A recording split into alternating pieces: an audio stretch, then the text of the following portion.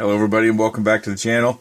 This is a bit of an unusual day. I had some great weather out, and so I was out flying, and I know you haven't seen this before. This is a 4-inch build. It's from the Realacc RFX. This is the 160 millimeter frame. It's got 4-inch racecraft props on it. But I built this not for the purposes of bringing it to the channel, just because I wanted to experiment with something with extraordinarily tiny arms and with 1806 motors, and just kind of see what kind of fun it was. And it has been good fun. I took it on a trip with me over Thanksgiving. I mean, the downside is there's just no options for mounting any sort of HD camera. And I went cheap. Terribly cheap. The flight controller is one I had around. Even the regulator that I put in here was one I had laying around. The King Kong VTX, I think that I bought that for $14 maybe.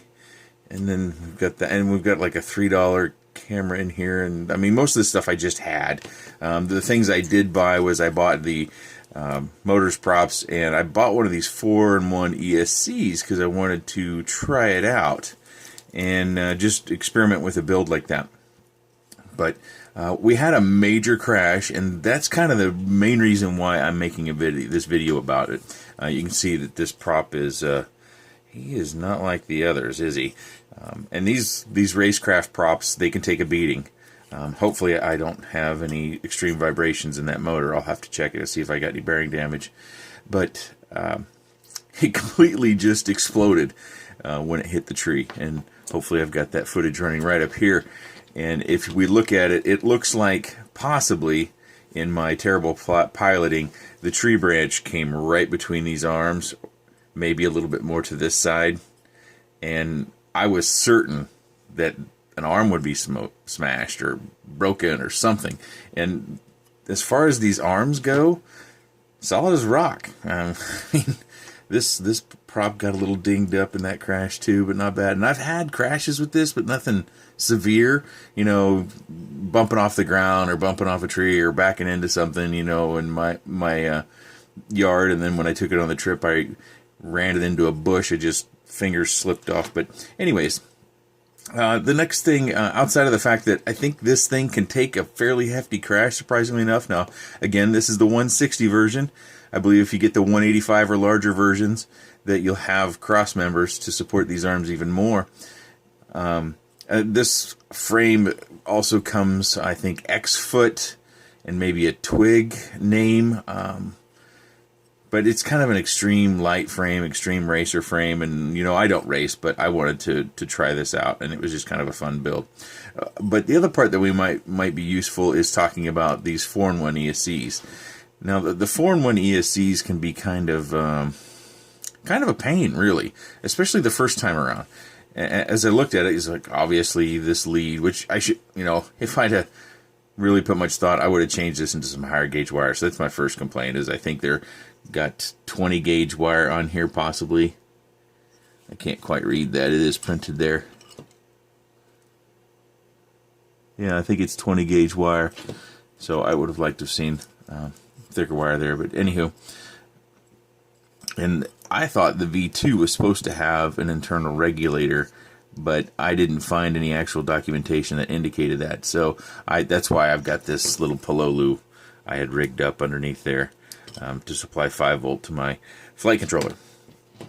But oh, and there's some damage to the VTX too somehow. I think when this thing was flying through the air, we got, it looks like the power wire has been severed and the ground has been severed.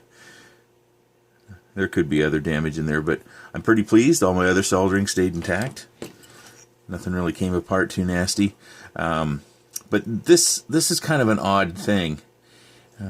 Because, you know, we've got motors 1, 2, 3, and 4. But these ESCs, this is 2, this is 3, this is 1, this is 4. And so when you're wiring this up, at least this is what I did. Because the wires don't coincide with the actual motors, I just made a little, you know, like we see in Betaflight and stuff, and then we got 1, 2, 3, and 4, and so I just marked, okay, this is 2, so S2 on the labeling is the wire, so this S2 would be here, and then this is 3, so S3, And then down here is S1. And so then by elimination, 4 would be fine. So it's S4. So of all the motors that we've got, only 4 is actually going to take the 4th wire and wire that to our flight controller. And so I depend the power off of this because I didn't want to blow my flight controller. And we just take these first wires, and they're all labeled here. Let me see if I can get this close enough. Well, what I'll do, I'll put a picture on this part of the screen to where you can see these. It's printed very, very small, but the wires are just printed. So unless you've got a flight controller that the other end of this connector goes right into, you know, you're going to have to cut it. I tend to direct solder everything I do anyways, so